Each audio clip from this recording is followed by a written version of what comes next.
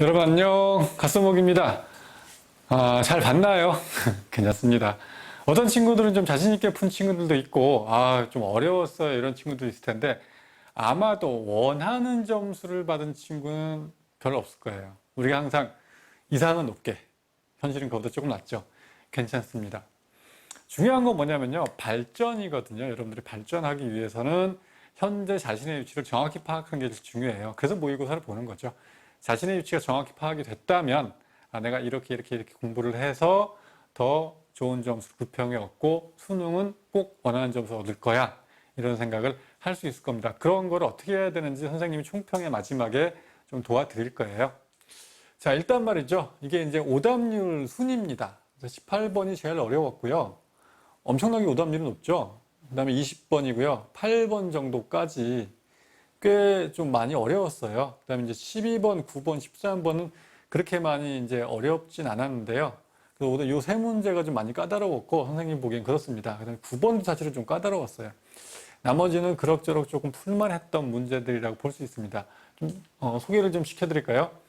이 태풍 문제는 왜 어려웠냐면, 오른쪽이 위험 반환인 거는 50을 가지고 찾을 수 있었는데, 그 다음 지문들, 니은 보기, 디귿 보기가 좀 생소했을 거예요. 그죠? 태풍의 중심에서 용승이라는 거, 이건 사실 선생님 강의에서 저기압의 중심에서도 용승이 일어날 수 있다, 이거는 여러분들이 가르쳐 준 적이 있는데, 선생님이 여러분들한테 태풍이 저기압이잖아요. 근데 이제 마지막 디귿보기, 그 태풍 상공에서는 시계 방향으로 불어나간다, 전향력 불어나가야 되는데 전향력이 오른쪽으로 작용하죠. 북반구에서 시계 방향으로 불어나간다, 그거는 사실은 뭐 교과서 같은 데라든가 어느 교재에도 실려있지 않은 내용이지만 여러분들 생각으로 풀었어야 되는데 그것 때문에 좀 많이 틀린 것 같고요. 그 다음에 이제 20번 같은 경우에는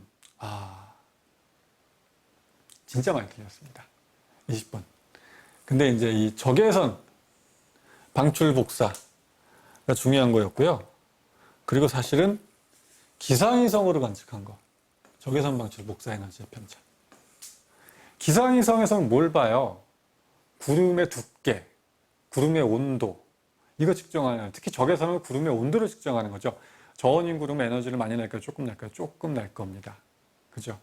그리고 높이 있는 구름이에요. 밝은 색으로 나오는 거. 적외선 영상에서. 지면 부근에 있는 고온인 구름들은 에너지를 많이 낼 텐데, 그거를 수치로 나타낸 건데 그 생각을 못할 수밖에 없어요. 솔직하게 얘기하면 이게 무슨 뜻인지 머릿속에 들어오지 않은 친구들은 바로 틀렸을 겁니다. 엘니와 라니아를 열심히 공부했는데도 불구하고 아예 어렵게 낸 겁니다. 이 두 문제는요, 그래서 18번과 20번은 틀린 친구들도 그렇게 많이 걱정하지 않아도, 태풍에 관련해서 그런 얘기들이 다음번 9평이나 수능에 나올 가능성은 굉장히 적어요. 그냥 그런 게 있다 정도 알아두시면 되고, 틀렸지만 또 나올 가능성은 거의 없는 거니까. 요거는 사실은 이제 출제자가 이거 구름을 가지고 한 거야 라는 거를 써줬으면 좋은데, 이걸로 이제 써줬다고 생각한 거죠. 그래서 기억 보기를 보면 적운형 구름이 나오잖아요. 그죠? 근데 그걸 보고도 이제 매치가 잘 안 됐죠, 대부분이. 그것만 조금 신경 써주시면 잘 풀 수 있었을 거고요. 그 다음에 8번은 낚인 겁니다. 행성이 접근하면 중심별은 멀어져야죠. 적색 편의가 나타나야 되는데, 행성이 접근할 때 접근하면 청색 편이 아니에요. 행성은 보이는 게 아니에요. 중심별을 보고 찾는 거예요. 그래서 8번은 낚여서 학생들이 오답률이 굉장히 높았던 거고요. 다음에는 안 낚일 거라고 생각하고, 12번부터는 그냥 여기다가 찍어보면 여기 하나 찍히고 여기 하나 찍히니까, 그래서 이건 주기율성, 큰 주기율성, 태양은 요즘에 찍히죠. 온도 6000K는 여러분들 기억해야 되고, 작은 주기율성, 누가 빨리빨리 지나요? 큰 주기율성이 빨리빨리 지납니다. 그러니까 이것도 있고 이것도 있다. 태양 정도 나이를 가졌으면 얘는 벌써 진화해서 없어졌어요, 딴 데로. 일로 가야 돼요.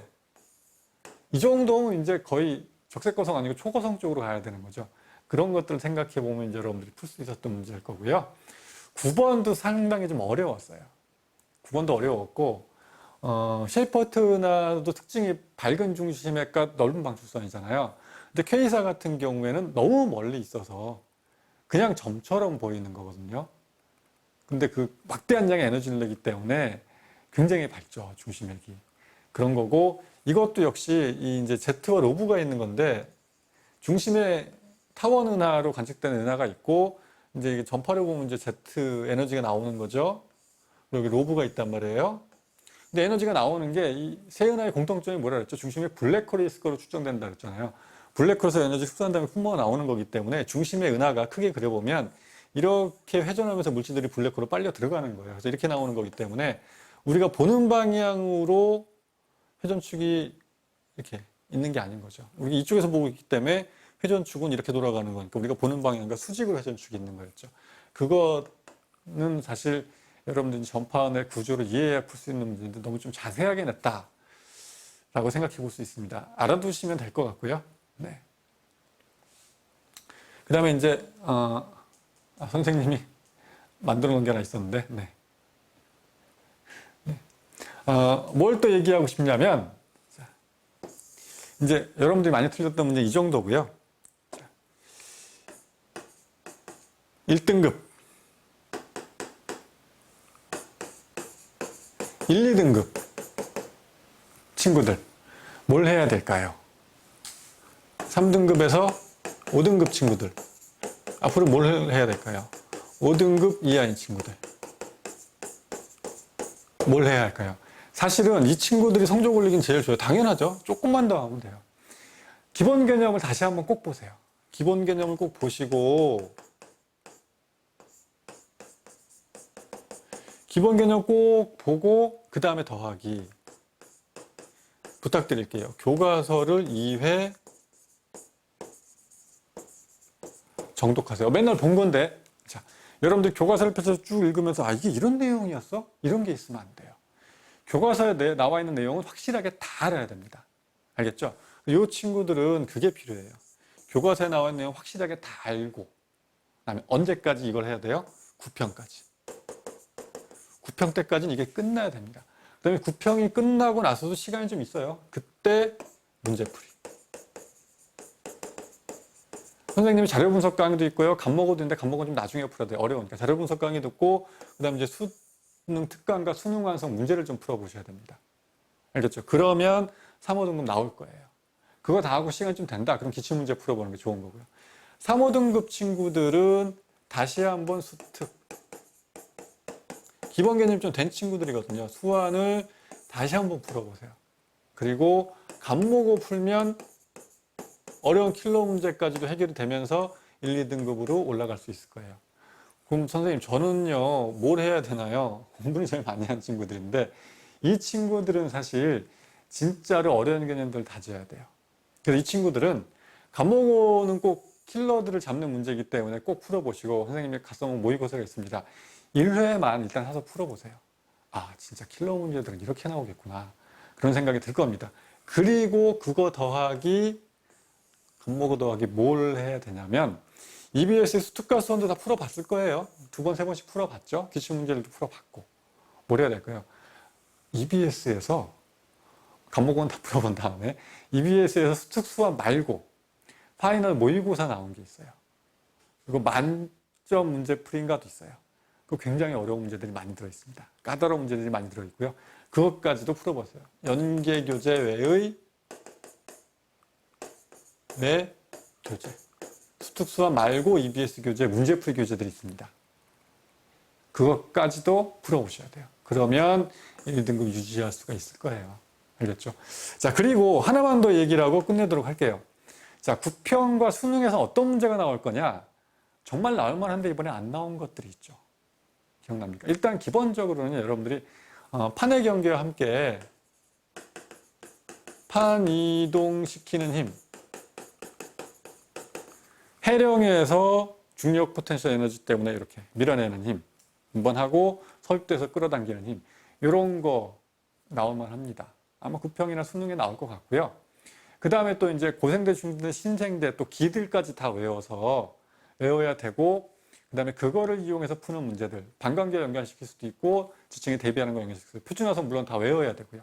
그거 관련된 문제들이 또 나올 거고, 그 다음에 이제 대멸종까지 5대 페트병 100개 해가지고 이거 대멸종까지도 아마 여러분들이 꼭 기억해 주셔야 될 겁니다. 그것들이 국평과 수능에 나올 가능성이 굉장히 높고요.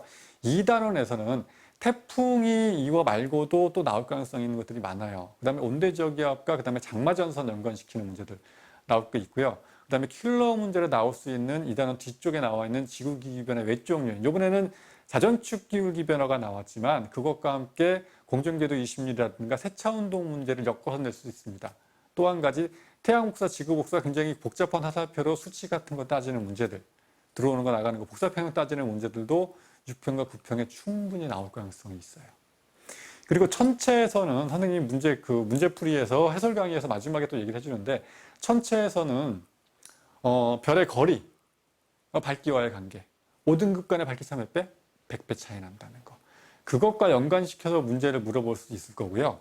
그리고 또 한 가지, 은하들의 후퇴속도 VNHR 뿐만이 아니고 는 원래 파장분의 관측 파장 빼기 원래 파장, 이게 파장 변화량이죠. 곱하기 광속을 이용해서 그래서 후퇴속도 구한다든가 적색 편이량, 여기 적색 편이량인데 적색 편이량 구한다든가, 이걸 이용해서 은하까지의 거리를 구하고 허블상수를 이용해서 허블상수를 구하는 문제, 아니 허블상수 주고 은하까지 거리를 구하는 문제, 우주의 크기 구하는 문제, 이런 것들도 충분히 계산 문제로 나올 가능성이 있습니다. 알겠죠? 물론 또 여러분들 이제 화성암, 현무암, 안산암, 유문암, 그죠? 발리암, 솜노암, 화강암 꼭 외우셔야 되고요. 그런 것들도 묶어서 문제를 낼 겁니다. 아마 9평과 수능에서는요, 지금 선생님이 쭉 얘기했던 이런 것들에서도 출제될 가능성이 굉장히 높기 때문에 그것도 자세히 공부해 두시면 정말로 6평보다는 훨씬 더 9평 성적이 좋을 거고요. 9평보다는 훨씬 더 수능 성적이 좋을 거예요. 앞으로도 여러분들의 성적 향상을 선생님이 좋은 콘텐츠 많이 만들어서 여러분들한테 보여드릴 테니까 기대해 주시고 총평은 이것으로 마치도록 할게요. 해설 강의 틀린 것들에도 꼭 봐야 되겠죠. 그죠? 다음에 만날 때까지. 안녕.